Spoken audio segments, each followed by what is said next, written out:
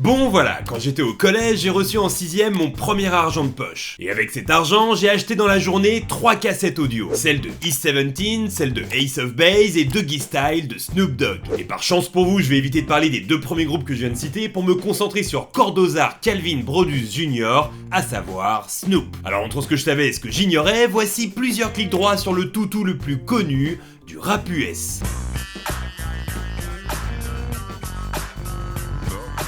Car oui, Snoop Dogg s'appelle en fait Cordozar, c'est un autre délire. Il naît à Long Beach en Californie en 1971 d'une mère aimante mais d'un père vétéran du Vietnam complètement absent. Lorsqu'il est enfant, sa mère le surnomme Snoopy pour sa ressemblance avec le chien, mais aussi parce qu'il fouine partout, et aux States, quand on fourre son nez un peu partout, il y a une expression pour ça, Snoop Around. Les débuts sont très doux car Cordozar chante et joue du piano tous les dimanches à la Golgotha Trinity Baptist Church, mais à partir de la 6ème, ça part en couille. Il enchaîne les petits délits et les gardes à vue avant de passer à la vitesse supérieure après le lycée. Il sera arrêté par la police en possession de cocaïne et fera durant 3 ans des allers-retours en prison. À cette époque-là, Snoop fait partie d'un des gangs les plus violents des États-Unis, les Crips. Alors, pour expliquer rapidement, les Crips s'habillent en bleu et sont rivaux d'un autre gang, les Bloods, qui eux s'habillent en rouge. Et apparemment, le rappeur Nas n'était pas au courant. En 1993, il est de passage à Los Angeles et croise Snoop au loin dans la rue. Nas, complètement vêtu de rouge, fonce sur Snoop et ses potes afin de lui dire à quel point il aime ses premiers morceaux. Du coup, panique générale, ses potes sortent tous leurs guns et mettent en joue Nas,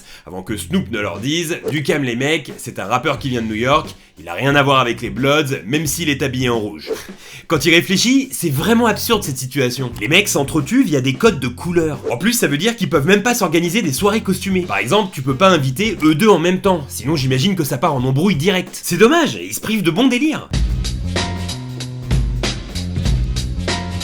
Si Nas aime autant ce qu'il fait, c'est parce que Snoop forme son premier groupe au début des années 90 avec son cousin Nate Dogg et son pote de lycée Warren G, un groupe qu'ils appellent 213 en référence au code téléphonique de Long Beach. Au même moment, Snoop réalise un freestyle sur une instru du groupe en vogue. Dr. Dre l'écoute, est séduit et lance sa carrière en 1992 en lui proposant de rapper sur la bande originale du film Deep Cover avec Lawrence Fishburne et Jeff Goldblum. Film réalisé par Bill Duke que l'on connaît pour ses rôles dans Commando et Predator aux côtés d'Arnold Schwarzenegger. Arnold Schwarzenegger naît le 30 juillet 1947 à Thal, en Autriche, et très vite, à l'âge de 6 ans, il rêve de devenir champion de natation. Mais à 13 ans, il découvre le culturisme et se prend de passion pour Wow, qu'est-ce que tu fais là? Bah je fais un tabs sur Schwarzy. Oui, mais t'étais en train de faire un tab sur Snoop là. Yes, exact, Snoop Dogg. Yes, oui, enfin, faut pas me lancer sur Schwarzy, sinon après je dévie et je... Bon, info suivante. They turn on the juice.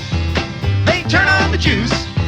On enchaîne avec une info beaucoup moins douce que Schwarzy. Lors de l'été 93, Snoop est en studio pour enregistrer son tout premier album, Doggy Style. Et cet été-là, il est tout simplement accusé de meurtre. Il aurait tué en compagnie de son garde du corps, McKinley Lee, un type d'un autre gang nommé Philippe Voldemarian. Un procès a lieu et Snoop ne fait pas les choses à moitié puisqu'il choisit le célèbre avocat Johnny Cochran pour sa défense. Pour ceux qui ne connaissent pas, c'est le type qui réalisera l'irréalisable 2 ans plus tard en blanchissant O.J. Simpson lors du procès le plus médiatisé de l'histoire. Et là encore, le talent parle puisque Johnny parvient à innocenter son client. Il convainc les jurés que Philippe Voldemarian aurait voulu assassiner Snoop, mais que son garde du corps, pour le protéger et en position de légitime défense, aurait tiré sur lui avant que cela n'arrive. Il fut donc acquitté et ce procès provoqua un buzz profitable pour Snoop, puisqu'il contribua à booster les ventes de son premier album, Doggy Style. Johnny Cochran, une valeur sûre. Little boxes on the hillside, little boxes made of ticky-tack. Alors, au départ, je me suis dit, je vais pas faire de recherche sur Snoop et la weed, parce qu'on sait tout ce qu'il fume et que c'est une de ses marques de fabrique. Mais depuis quelques jours, je lis tout ce qu'il est possible de lire sur lui, donc j'ai quand même trouvé des trucs cool. En 1986, il est âgé de 15 ans lorsqu'il commence à vendre de la marijuana à l'école, à la Long Beach Polytechnic High School, école dans laquelle est également inscrite Cameron Diaz. Ce qui fait qu'un jour, à midi, juste avant la cantine, aussi incroyable que cela puisse paraître, elle alla voir Snoop pour lui acheter de la bœuf. Cameron Diaz en train d'acheter de la marijuana à Snoop dans la cour de récré, c'est quand même un moment sacrément culte. Plus loin, en 2014, alors qu'il était invité par Barack Obama, Snoop se paya le luxe de fumer un joint à l'intérieur de la Maison Blanche. Il demanda au président la permission de s'éclipser un moment pour aller aux toilettes. Sauf qu'à la Maison Blanche, t'as pas le droit de te balader tout seul. Il fut donc escorté par un agent du FBI et un autre de la CIA qui lui demandèrent ce qu'il souhaitait faire aux toilettes, un numéro 1 ou un numéro 2. Snoop répondit un numéro 2 et précisa qu'il allait faire craquer une allumette pour les odeurs. requête acceptée par les agents, mais on sait tous pour quelle raison il avait besoin d'une allumette. Snoop fuma son joint tranquille dans les chiottes, alors que c'est bien évidemment formellement interdit à la Maison Blanche, et retourna ensuite dans le bureau du président pour poursuivre sa conversation. Ouais, en gros, ça change de ton joint fumé ce matin sur ton clic-clac en dessous d'un poster de Bob Marley.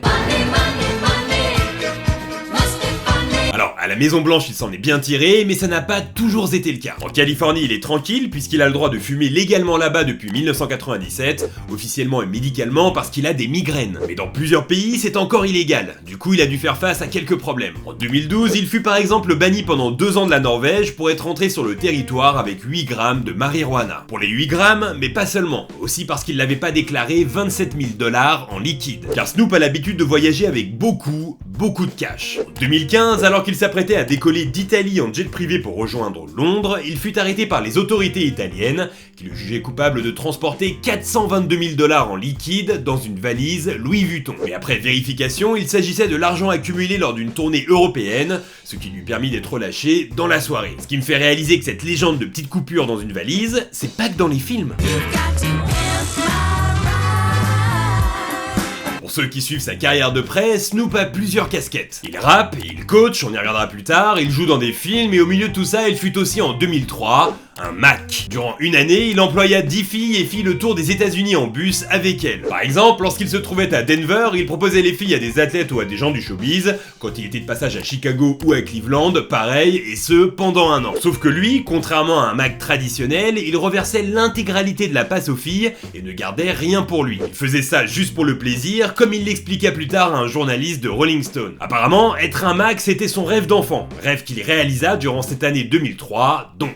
Mac, rêve d'enfant. Il y a plein de rêves d'enfants qui vont avec le mot Mac. Avoir plus tard un Mac, ou rencontrer Mac Lesguy. Mais devenir plus tard un Mac, c'est un autre level.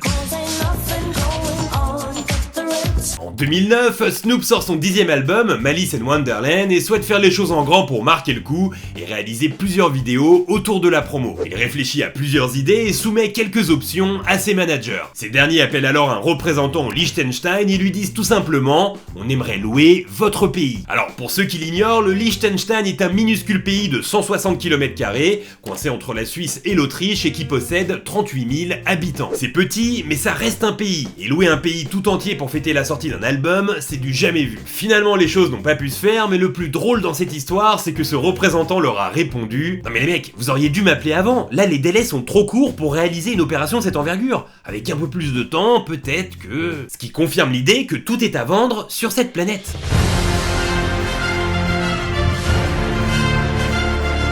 Ceux qui suivent Snoop Dogg savent qu'il est un grand fan de l'équipe des Steelers de Pittsburgh, mais aussi des Raiders d'Oakland, et des Lakers, et aussi des Spurs, et du PSG aussi. Et aussi de l'OM, sans oublier les White Sox, et les Canadiens de Montréal, et leurs grands rivaux aussi, les Toronto Maple Leafs. Enfin bref, on va dire qu'il aime beaucoup le sport, et en particulier le football américain, donc. En 2005, il crée la Snoop Youth Football League, à l'intérieur de laquelle il coach des enfants. Cette ligue a pour but de tenir les jeunes de quartiers difficiles à l'écart des dangers de la rue. Snoop prend ce rôle très à cœur, et les résultats sont très encourageants. À côté des bienfaits d'une telle entreprise, plusieurs joueurs ont désormais percé grâce à lui, Greg Ducre, Cam Jackson, et même Ronnie Ullman, qui gagnera en 2015 le Super Bowl avec les Broncos de Denver. Lui qui à l'époque se faisait coacher par Snoop Dogg. Et pour ceux qui sont intéressés par cette histoire, sachez que Netflix a lancé en 2018 une série originale intitulée Coach Snoop, qui suit le rappeur dans sa vie d'entraîneur. Et c'est sur cette bonne info, très loin des ambiances pimp, que se clôt l'épisode d'aujourd'hui. Voilà, si t'as aimé cette vidéo, je t'encourage à mettre un pouce bleu, à la partager et à t'abonner à la chaîne si ce n'est pas encore fait. Tu peux aussi suivre Telle Somme de Clics sur Instagram, Twitter et Facebook. Les liens sont dans la description. Pour ceux qui ne l'ont pas encore vu, est sortie sur la chaîne une vidéo où on se balade à Los Angeles dans les studios Warner. Ça vaut le coup d'œil. À côté de ça, si vous aimez le hip-hop, vu que c'est le sujet du jour, je vous conseille une chaîne intitulée L'Humeur. C'est tenu par un journaliste qui s'appelle Aurélien Chapuis et qui est le Captain Nemo, et le moins qu'on puisse dire, c'est qu'il connaît à fond son sujet. Alors si t'aimes le rap, l'abonnement est très recommandé. Bon, maintenant il est temps de passer au vote, et pour le prochain Tabs, vous aurez un choix cornélien à faire. Cornélien parce que moi-même, je ne pourrais pas choisir, même si on me forçait. Le prochain épisode sera sur les chiens ou les chats. Alors dites-moi dans les commentaires, quel est votre choix. En tout cas, on se dirige vers un Tabs trop mignon. Donc jusque là, portez-vous bien, et je vous dis à bientôt. Bye. Big up à toute ma famille, à Jason, à tout ça, tout le monde, ceux qui me regardent. 78, 78. Ouais, 78 big up et attention, voici un gros bide. Ce soir, Snoop Doggy Dogg. Alors qu'est-ce qu'on attend